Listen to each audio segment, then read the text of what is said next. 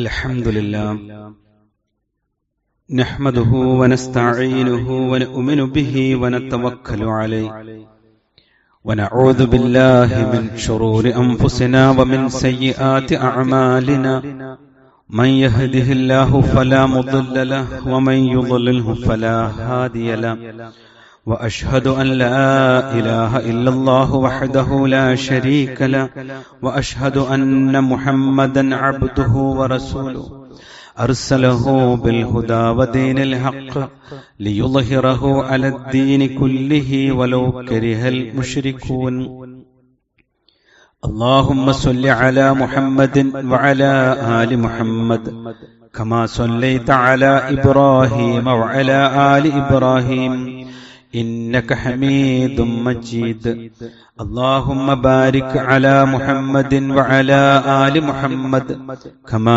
باركت على إبراهيم وعلى آل إبراهيم إنك حميد مجيد أما بعد فإن خير الكلام كلام الله وخير الهدي هدي محمد صلى الله عليه وسلم وشر الأمور محدثاتها وكل محدثة بدعة أعوذ بالله من الشيطان الرجيم بسم الله الرحمن الرحيم يا أيها الذين آمنوا اتقوا الله حق تقاته ولا تموتن إلا وأنتم مسلمون يا أيها الناس اتقوا ربكم إن زلزلة الساعة شيء عظيم يوم ترونها تذهل كل مرضعة عما أرضعت وتضع كل ذات حمل حملها وترى الناس سكارى وما هم بسكارى ولكن عذاب الله شديد. സ്നേഹാദരണീയരായ സത്യവിശ്വാസിനികളെ, അള്ളാഹുവിന്റെ വിധിവിലക്കുകൾ ജീവിതത്തിന്റെ എല്ലാ മേഖലകളിലും അനുവർത്തിച്ചുകൊണ്ട് ജീവിക്കണേ എന്ന് സ്വന്തത്തോട് തന്നെയും ഓരോരുത്തരോടും ഓർമ്മപ്പെടുത്തുകയാണ്, വസിയ്യത്ത് ചെയ്യുകയാണ്. രണ്ട് രൂപത്തിലുള്ള അറിവുകൾ മനുഷ്യർക്ക് ലഭിക്കാറുണ്ട്. ഒന്ന്, ഒരു കാര്യത്തെക്കുറിച്ചുള്ള കേവലമായ അറിവാണ്. മറ്റൊന്ന്, ഒരു കാര്യത്തെക്കുറിച്ചുള്ള ദൃഢമായ ബോധ്യവും അറിവുമാണ്. കേവലമായ അറിവിന് ഒരു പരാജയമുണ്ട്. അത് പ്രയോഗതലത്തിൽ ഉണ്ടാവുകയില്ല. എന്നാൽ ദൃഢമായി ബോധ്യപ്പെട്ട അറിവ് അത് അയാളുടെ ജീവിതത്തിൽ പ്രയോഗത്തിൽ ഉണ്ടാകും എന്നതാണ്. ഒന്ന് രണ്ട് ഉദാഹരണങ്ങൾ പറഞ്ഞാൽ ഈ വിഷയം പെട്ടെന്ന് മനസ്സിലാവും. അമിതമായ ആഹാരം രോഗമുണ്ടാക്കും എന്നത് ഒരു കേവലമായ അറിവാണ്. മധുരം കഴിച്ചാൽ ഷുഗർ വരും. അമിതമായി ഉപ്പ് ഉപയോഗിച്ചാൽ അവന്റെ ജീവിതത്തിൽ പ്രഷർ വർദ്ധിക്കും. കൊഴുപ്പുള്ള ഭക്ഷണങ്ങൾ ധാരാളമായി കഴിച്ചാൽ കൊളസ്ട്രോളിന് അടിമയാകും. ഈ അറിവുകളൊക്കെ എല്ലാ മനുഷ്യരുടെ കയ്യിലും ഉണ്ട്, എല്ലാവർക്കും അറിയാം. പക്ഷെ ആളുകൾ മഹാഭൂരിപക്ഷം ഇത് ശ്രദ്ധിക്കാറില്ല. എന്നാൽ ഒരു അസ്വസ്ഥത വന്ന്, ഒരു പ്രയാസം വന്ന് ഡോക്ടറെ കണ്ട് ഈ പറഞ്ഞ വിഷയങ്ങളൊക്കെ ഒന്ന് ടെസ്റ്റ് ചെയ്ത് ഇത്ര കൊളസ്ട്രോൾ ഉണ്ട്, ഷുഗർ ഉണ്ട്, ഇങ്ങനെ തുടങ്ങിയ ഒരു ലിസ്റ്റ് റിപ്പോർട്ടിന്റെ അടിസ്ഥാനത്തിൽ പറഞ്ഞാൽ നമ്മുടെ അറിവ് കേവല അറിവിൽ നിന്ന് ദൃഢമായി മാറുന്നത് കാണുവാൻ പറ്റും. അവന്റെ ഭക്ഷണത്തിൽ നിയന്ത്രണം വരും. അവൻ വളരെ ശ്രദ്ധിച്ചായിരിക്കും പിന്നീട് കാര്യങ്ങൾ ചെയ്യാം. ആ ഡോക്ടർ പറഞ്ഞപ്പോഴാണ് എനിക്ക് ഒരു പ്രശ്നമുണ്ട്, ഇതിന് പരിഹാരം കാണേണ്ടതുണ്ട് എന്നൊരു ബോധ്യത്തിലേക്ക് ഈ മനുഷ്യൻ എത്തുന്നത്. ഇതൊരു മനുഷ്യ പ്രകൃതമാണ്. സഹോദരങ്ങളെ, ഈ ഒരു ഉദാഹരണം ഒന്ന് ചിന്തിക്കുവാൻ വേണ്ടിയാണ് ഇങ്ങനെ പറഞ്ഞത്. ചെറുപ്പം മുതൽ, വളരെ ചെറുപ്പം മുതൽ, നമ്മുടെ മദ്രസ ജീവിതകാലം മുതൽ കേട്ടുകൊണ്ടിരിക്കുന്ന കുറെ അറിവുകളുണ്ട്. 5 നേരം നമസ്കരിക്കണം, അതുപോലെ പരലോകം യാഥാർത്ഥ്യമാണ്, അത് സംഭവിക്കും, അള്ളാഹു ഉണ്ട്, അള്ളാഹു നിന്നെ കണ്ടുകൊണ്ടിരിക്കുന്നു, അള്ളാഹു എല്ലാം രേഖപ്പെടുത്തുന്നു, നിന്റെ സമ്പത്ത് ഹലാലായിരിക്കണം, സമ്പത്തിൽ ഹറാമ് പാടില്ല, നീ ജീവിക്കുന്ന ചുറ്റുപാടുകളിലുള്ള ബന്ധങ്ങൾ ഊട്ടിയുറപ്പിക്കണം, ബന്ധങ്ങൾ ശക്തിപ്പെടുത്തണം, മാതാപിതാക്കളെ ശ്രദ്ധിക്കണം, പകയും വിദ്വേഷവും വെറുപ്പും ഒന്നും പാടില്ല. ഇത് കേവലമായ അറിവാണ്. ഈ അറിവ് നമുക്കെല്ലാവർക്കും ഉണ്ട്. പക്ഷേ അതൊരു ദൃഢമായ അറിവായി അത് ജീവിതത്തിന്റെ പ്രവർത്തന മേഖലയിലേക്ക് മഹാഭൂരിപക്ഷം വരുന്ന നമ്മുടെ ജീവിതത്തിൽ എന്തുകൊണ്ട് ഉണ്ടാകുന്നില്ല? ഈ പറഞ്ഞ വിഷയങ്ങളൊക്കെ പരലോകത്തെ ബാധിക്കും എന്ന വിവരവും എല്ലാവർക്കും ഉണ്ട്. പക്ഷേ ദൃഢമായ ഒരു ബോധ്യം വരാത്തത് കൊണ്ട് നമ്മൾ അശ്രദ്ധാലുക്കളാണ്, ശ്രദ്ധയില്ലാത്തവരാണ്. അള്ളാഹു നമ്മെ കാത്തു സംരക്ഷിക്കുമാറാവട്ടെ. സഹോദരങ്ങളെ, ഒരു ദൃഢമായ ബോധ്യം വരാൻ എന്താണ് ഒരു പരിഹാരമുള്ളത്? ജീവിതത്തിൽ ചില ബോധ്യങ്ങൾ വരാൻ ഡോക്ടറുടെ റിസൾട്ട് വരെ നമ്മൾ കാത്തിരുന്നു, എന്നിട്ട് നമുക്ക് സമയം ലഭിച്ചു. എന്നാൽ പരലോകം ദൃഢമായി ബോധ്യപ്പെടുന്ന ഒരു സമയമുണ്ട്. പക്ഷേ അതിനുവേണ്ടി പിന്നീട് ഒരുങ്ങാൻ നമുക്ക് സമയമില്ല. മനസ്സിനെ ബോധ്യപ്പെടുത്തുക മാത്രമാണ് മരണത്തിന് മുൻപ് ഏക പോംവഴി. ഇവിടെയും ഒരു പ്രശ്നം നമ്മെ അലട്ടുന്നുണ്ട്. മരണം, പരലോകം, അന്ത്യദിനം, വിചാരണ, ഇതൊക്കെ എത്രയോ ദൂരെയാണ് എന്നതാണ് മനസ്സ് നമ്മോട് സംസാരിച്ചുകൊണ്ടിരിക്കുന്നത്. അതുകൊണ്ട് ഈ ദൂരെയുള്ള വിഷയത്തിന് ഇപ്പോൾ തന്നെ ഒരുങ്ങേണ്ടതുണ്ടോ എന്നാണ് ഏതൊരാളും അലസമായി ചിന്തിക്കുന്നത്. വിശ്വാസികളെ, യഥാർത്ഥത്തിൽ നമ്മുടെ മരണം തന്നെയാണ് നമ്മുടെ പരലോകം.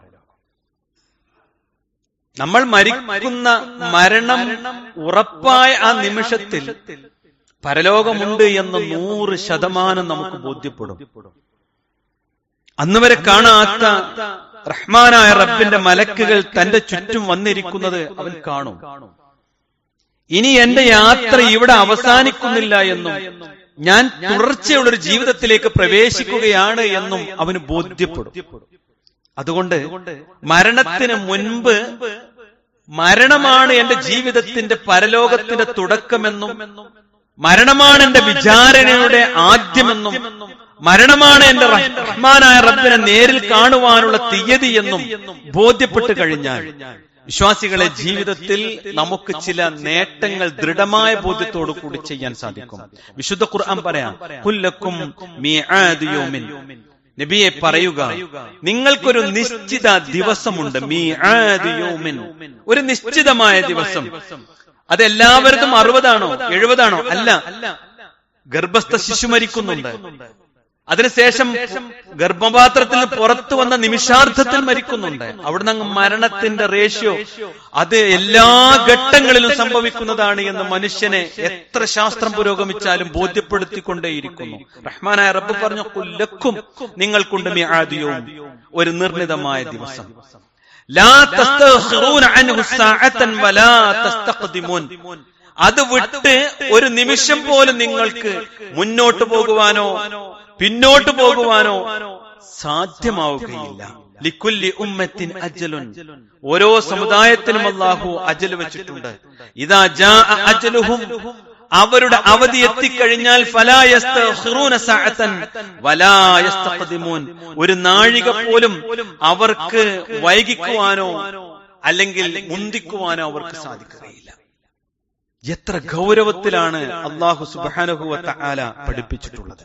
അതുകൊണ്ട് പെട്ടെന്ന് സംഭവിക്കും എന്ന ഒരു അറിവിന് മാത്രമേ ദൃഢമായ ബോധ്യത്തോടു കൂടി കുറേയധികം കാര്യങ്ങൾ ചെയ്യാൻ സാധിക്കൂ.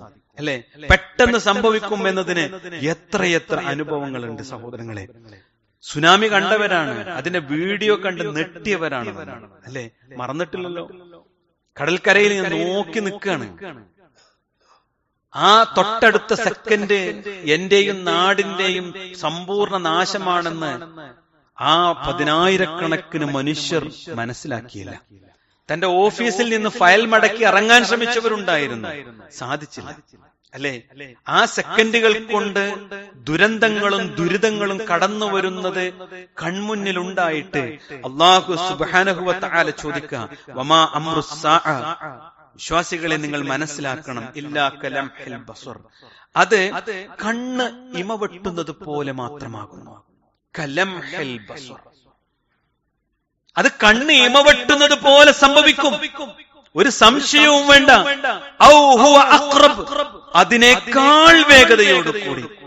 ലംഹുൽ ബസർ എന്ന് പറഞ്ഞ കണ്ണൊന്ന് അടച്ചു തുറക്കണിനാ. ഞാനും നിങ്ങളൊന്ന് നേരം വെളുത്തിട്ട് എത്ര പ്രാവശ്യം അടക്കും തുറക്കും ചെയ്തു. അല്ലാഹ് പറഞ്ഞെന്താരോ, അതുപോലെയാകുന്നു. അല്ല, ഔ ഹുവ അഖ്റബ്, അതിനേക്കാൾ വേഗതയോടുകൂടി ഖിയാമത്ത് നാൾ സംഭവിക്കും. ഇന്നല്ലാഹ അലാ കുല്ലി ഷൈഇൻ ഖദീർ, അല്ലാഹു സുബ്ഹാനഹു വ തആല എല്ലാ കാര്യങ്ങൾക്കും കഴിവുള്ളവനാകുന്നു. അപ്പോ ഖിയാമത്ത് നാൾ കുറെ വൈകിട്ടാണ് എന്ന് വിചാരിച്ച് പരലോകത്തെ കുറിച്ചുള്ള ബോധ്യം മറന്ന് നമുക്ക് ജീവിച്ചുകൂടാ.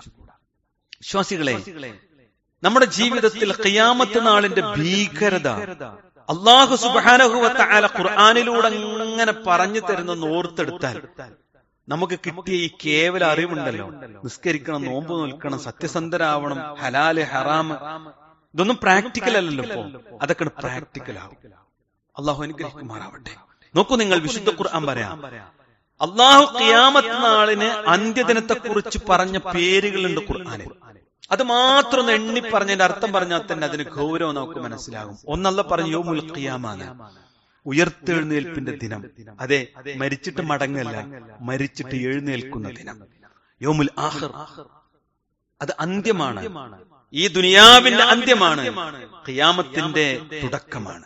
യൗമുസ് സഅ, അത് അവസാന സമയമാണ്, ഒരു മനുഷ്യന് നന്നാവാനുള്ള അവസാന സമയം. യൗമുൽ ഖുറൂജ്, അല്ലാഹ് പറയാ, പുറപ്പെട്ടു വരുന്ന ദിവസം, പുറപ്പെട്ട് ഒരുങ്ങിയവൻ വരും, പിന്തിരിഞ്ഞു നിൽക്കാൻ പറ്റൂല.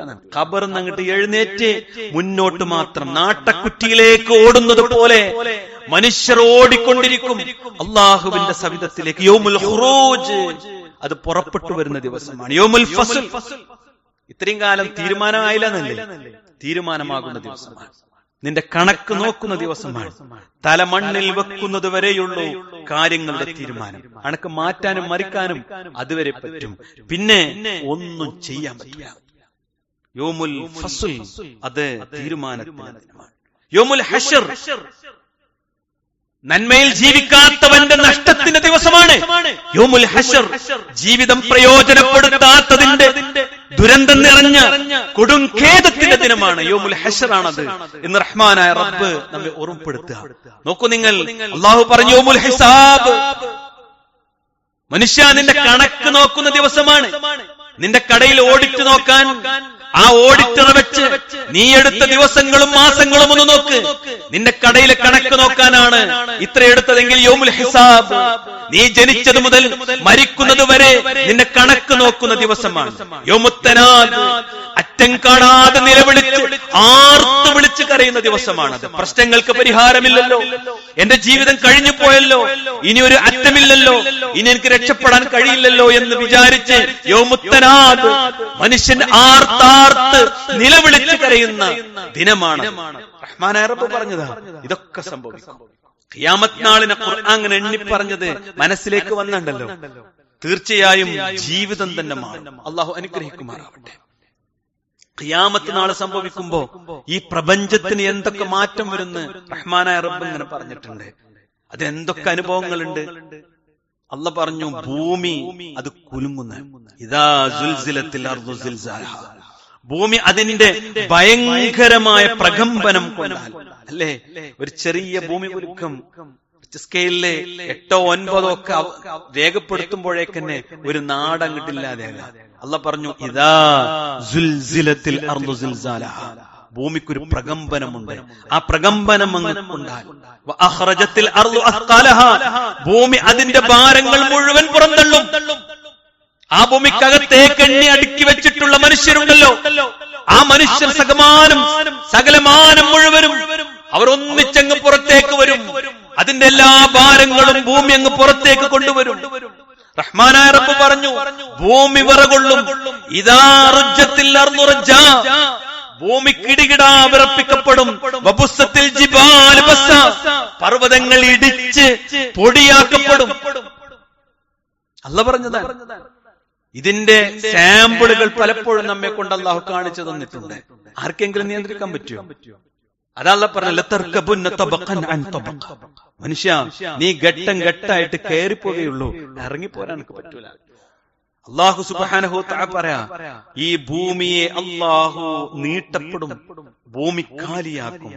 വഇദൽ അർളു മുദ്ദത്, ഭൂമി അങ്ങ് നീട്ടി പരത്തപ്പെടും. വഅൽഖത് മാ ഫീഹാ വതഖല്ലത്, അതിലുള്ളത് അത് പുറത്തേക്കിടുകയും ഭൂമി അങ്ങ് പൂർണ്ണമായി കാലിയാവുകയും ചെയ്യും എന്നാണ്. ഭൂമിയെ കുറിച്ച് അല്ലാഹു പറഞ്ഞേ.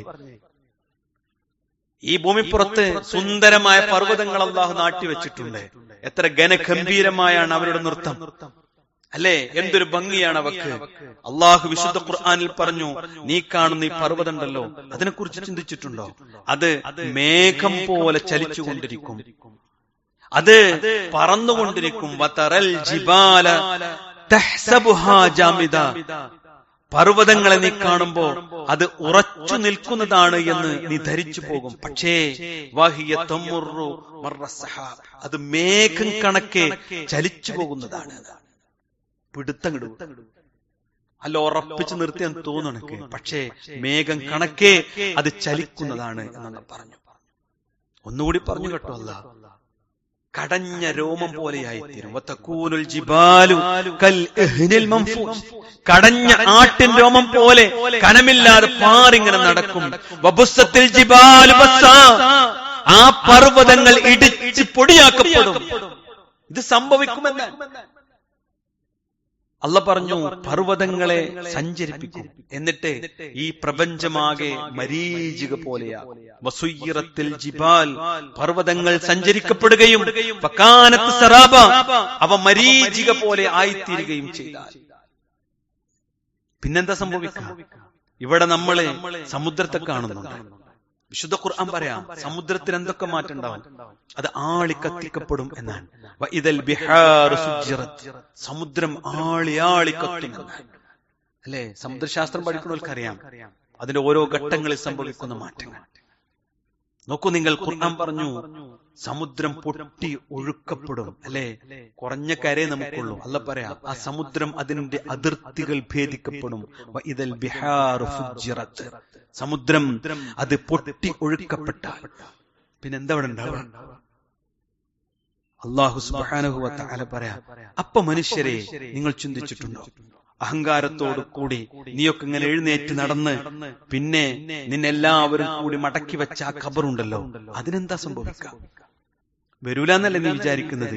അല്ലാഹ് പറയാ, ആ ഖബറുകൾ ഇളക്കി മറിയപ്പെടും. വഇദൽ ഖുബൂർ ബുഅസിറത്, വഇദൽ ഖുബൂർ ബുഅസിറത്, ഖബറുകൾ ഇളക്കി മറിക്കപ്പെടും. ആ ഖബറുകളിലുള്ള മുഴുവൻ എല്ലാ മനുഷ്യരും അല്ലാഹുവിന്റെ കോടതിയിലേക്ക് എഴുന്നേറ്റ് നഗ്നരായി നഫ്സി നഫ്സി നഫ്സിയ എന്ന് പറഞ്ഞ് ഓടി ഓടി അല്ലാഹുവിന്റെ കോടതിയിലേക്ക്. അവിടെ പ്രതീക്ഷയുള്ളവനുണ്ട്, നിരാശയുള്ളവനുണ്ട്, ആർത്തലച്ച് കരയുന്നവനുണ്ട്. അതാണ് മനുഷ്യ നിനക്ക് വരാനുള്ളത്. ചിന്തിച്ചിട്ടുണ്ടോ ഈ ഘട്ടം? ലതർക്കബുന്ന, വിശുദ്ധ ഖുർആന്റെ പ്രയോഗ, നീ കയറുമെന്ന. ലതർക്കബുന്ന, നീ കയറും. സംശയിക്കണ്ട, പിന്തിരിഞ്ഞ് നടക്കാൻ പറ്റൂല. എന്തേ കൂട്ടരെ നമുക്ക് പേടിയാകുന്നു? അള്ളാഹു കൃത്യമായിട്ട് പറഞ്ഞതാ, ഇതൊക്കെ നശിപ്പിക്കാൻ, ഇതൊക്കെ സുന്ദരമായി സൃഷ്ടിച്ച അള്ളാഹുവിനെ ഓരോ ഘട്ടവും മാറ്റാൻ പറ്റുമെന്ന. എന്തേ വന്യമൃഗങ്ങൾക്ക് സംഭവിക്കുക? ഖുർആൻ പറഞ്ഞില്ലേ, പരസ്പരം കടിച്ച് ഭക്ഷണമാക്കിയ ആളുകള് പേടിച്ച് അവരെന്ത് ചെയ്യുന്നറിയോ? ഒന്നിച്ചു നിൽക്കുന്നതാണ്. വഇദൽ വുഹൂശു ഉഹിശറത്ത്, വന്യമൃഗങ്ങൾ ഒരുമിച്ച് കൂട്ടപ്പെടുന്നതാണ്. ആർക്കും ആരും വേണ്ടി വരില്ല, അവർ പോലും പേടിച്ചു പോകുമെന്നാണ് അല്ലെ. ആകാശത്തേക്ക് നോക്കിക്കിടക്കുന്നത് നമുക്ക് സന്തോഷമുള്ള കാര്യമാണ്. ആകാശത്തിന് എന്താ സംഭവിക്കുക? 4 കാര്യങ്ങൾ ആകാശത്തിന് ഖിയാമത്ത് നാൾ സംഭവിക്കുമെന്നാണ് അള്ളാഹു പറഞ്ഞു വഫുത്തിഹത്തിസ് സമാഉ ഫകാനത് അബ്വാബ.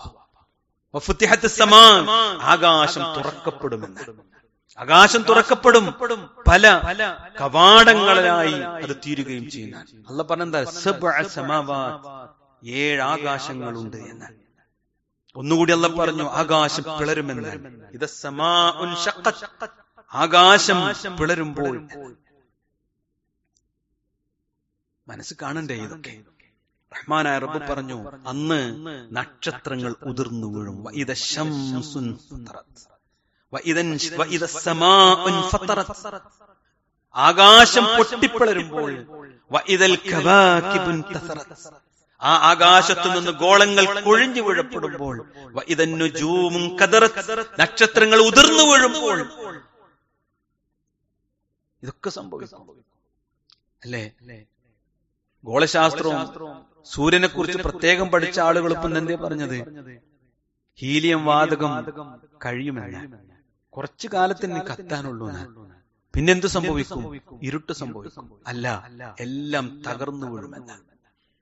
അത് സയൻസിന്റെ പുസ്തകത്തില് വായിക്കുമ്പോഴും മനസ്സിൽ എനിക്ക് തിരിച്ചു പോണമെന്ന് ഇതുവരെ ചിന്തിച്ചിട്ടില്ലല്ലോ. അതാ പറഞ്ഞത്, കേവലമായ കുറെ അറിവുകൾ നമുക്കുണ്ട്, പക്ഷേ ദൃഢബോധ്യത്തോടു കൂടി ബോധിക്കാൻ പറ്റുന്നില്ല, മനസ്സിനെ ബോധ്യപ്പെടുത്താൻ പറ്റുന്നില്ല. നോക്കൂ നിങ്ങൾ, സൂര്യനെ കുറിച്ച് 14 നൂറ്റാണ്ട് മുമ്പ് അല്ലാഹ് പറയാ ആ ഖിയാമത്ത് നാൾ സംഭവിക്കും. ഇദ ശംസു കുവ്വിറത്, ആ ജ്വലിച്ചു നിൽക്കുന്ന സൂര്യനെ ചുറ്റിപ്പൊതിയപ്പെടും, പ്രകാശം കെട്ടുപോകും. അത്രമാത്രം ഗുരുതരമായൊരു ദിനത്തെയാണ് നമ്മൾ കാത്തിരിക്കുന്നത് അല്ലേ? എന്നിട്ടും നമ്മൾ ഇങ്ങനെ പോവുക. ആ ഒരു നിമിഷത്തിലെ മനുഷ്യൻ ബാക്കിയാകുമ്പോ പേടിച്ചു പോകും.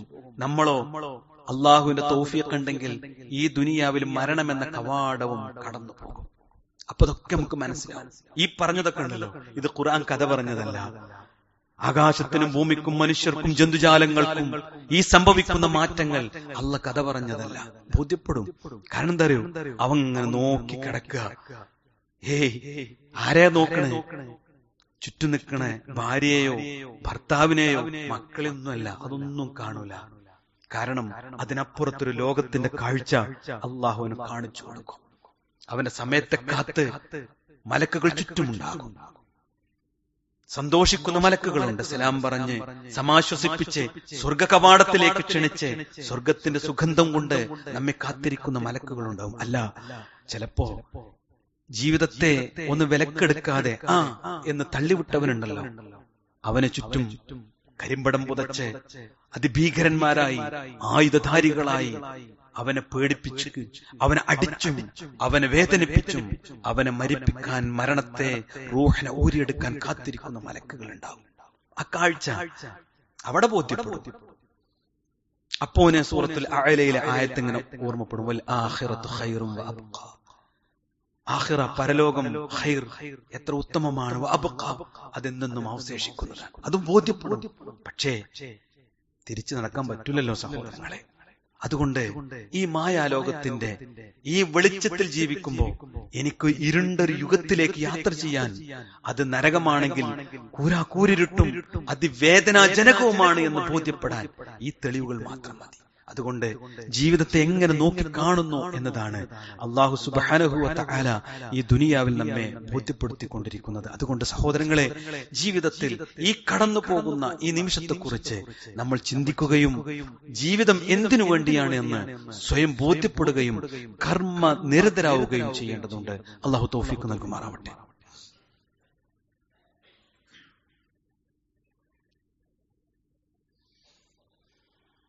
إن الحمد لله والصلاة والسلام على رسول الله وعلى آله وصحبه أجمعين أما بعد. ബഹുമാനരായ സത്യവിശ്വാസികളെ, അള്ളാഹുവിന്റെ വിധിവിലക്കുകൾ പാലിച്ചുകൊണ്ട് ജീവിക്കണേ എന്ന് ഒരിക്കൽ കൂടി ഓർമ്മപ്പെടുത്തുകയാണ്.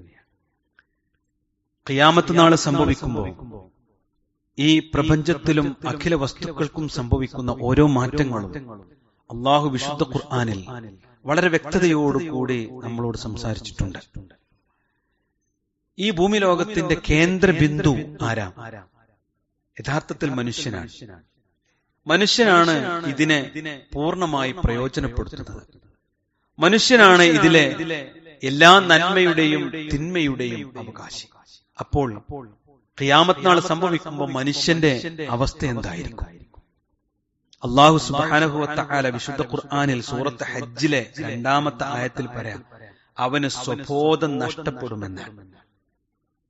സ്വബോധം നഷ്ടപ്പെട്ട് സ്വന്തത്തിലേക്ക് അവൻ ചുരുങ്ങുമെന്നാണ്. എനിക്കെന്തു സംഭവിച്ചു പേടിയോടുകൂടി അവൻ ഓർക്കുമെന്നാണ്. അവന്റെ രക്ഷയെക്കുറിച്ച്, അവന്റെ ശിക്ഷയെക്കുറിച്ച് സ്വയം അവനെ ബോധ്യപ്പെട്ട് സ്വന്തത്തിലേക്ക് അവൻ തിരിഞ്ഞു നിൽക്കുമെന്നാണ്. അല്ലാതെ എങ്ങനെ പറഞ്ഞു നിങ്ങളെ? ഏറ്റവും കൂടുതൽ കുഞ്ഞിനെ സ്നേഹിക്കുന്നത് മാതാവാണ്.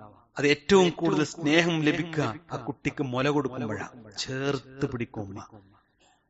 ഖിയാമത്ത് നാൾ സംഭവിക്കുമ്പോ ആ കുഞ്ഞിനെ ആ മാതാവ് വലിച്ചെറിയുമെന്ന്.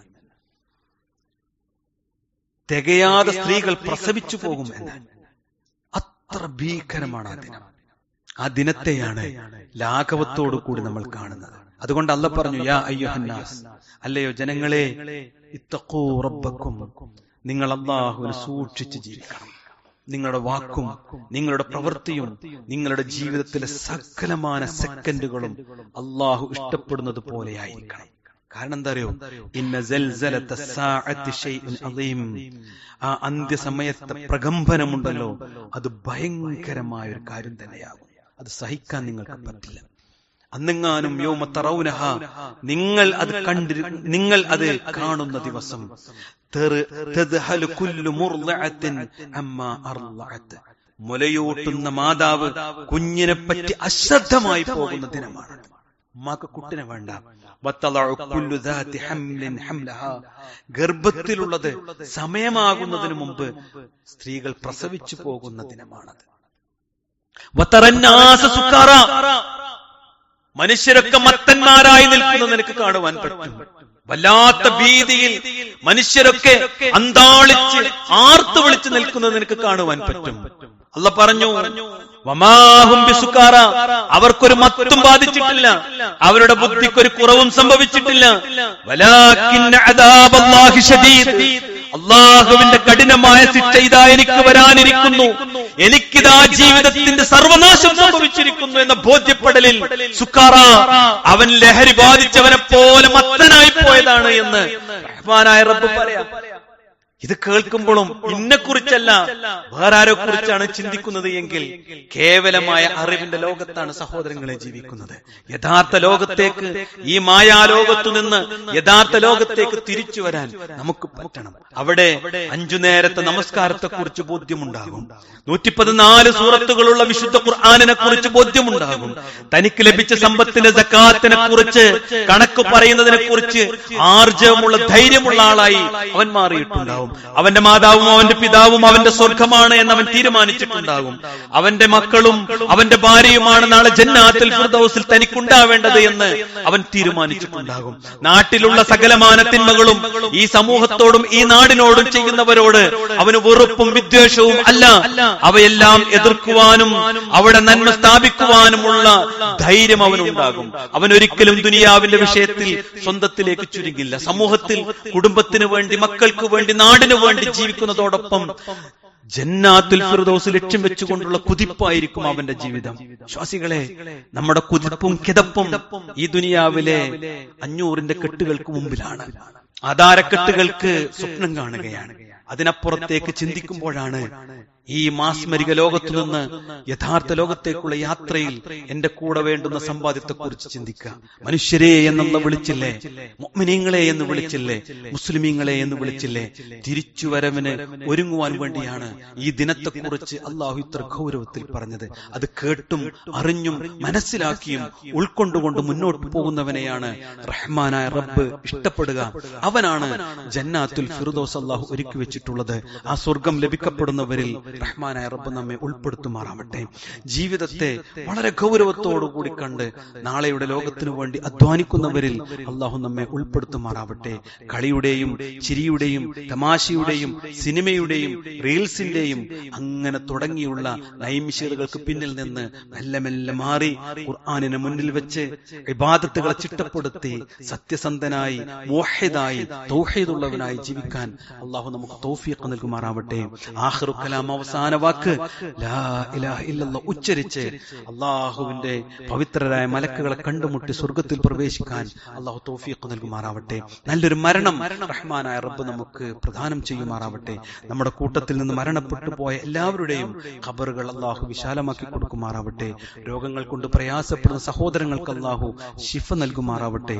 അല്ലാഹുമ്മ ഗഫിർ ലിൽ മുഅ്മിനീന വൽ മുഅ്മിനാത്ത് വൽ മുസ്ലിമീന വൽ മുസ്ലിമാത്ത് വൽ അഹ്യാഇ മിൻഹും വൽ അംവാത്ത് ഇന്നക മുജീബുദ് ദഅവാതി യാ ഖാദിയൽ ഹജാത്ത്. അല്ലാഹുമ്മ അജിർനാ മിനൻ നാർ, അല്ലാഹുമ്മ അജിർനാ മിനൻ നാർ, അല്ലാഹുമ്മ അജിർനാ മിനൻ നാർ. റബ്ബനാ ആതിനാ ഫിദ് ദുനിയ ഹസന വഫിൽ ആഖിറതി ഹസന വഖിനാ അദാബൻ നാർ. ആമീൻ ആമീൻ ബിറഹ്മതിക യാ അർഹമർ റഹീമീൻ. വൽഹംദുലില്ലാഹി റബ്ബിൽ ആലമീൻ.